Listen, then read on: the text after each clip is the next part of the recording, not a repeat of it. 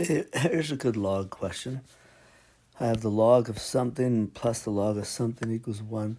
First thing to do is I need to squish these two logs together. So I can do that using the product rule. So it'd be log base 4 of x minus 5 times x minus 5 is equal to 1. Probably should put those in a square bracket.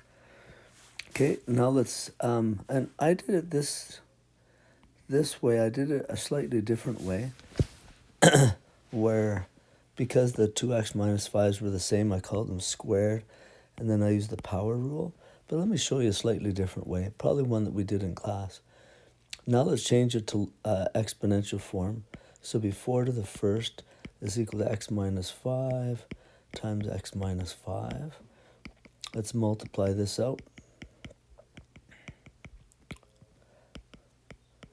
Okay, we want to make it equal to 0 since I have a quadratic.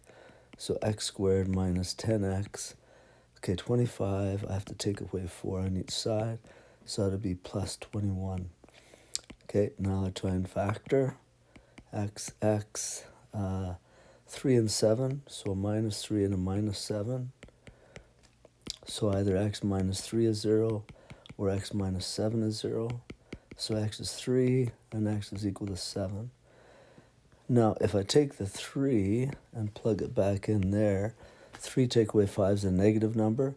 I'm not allowed to take the log of a negative number, so I can discount that one.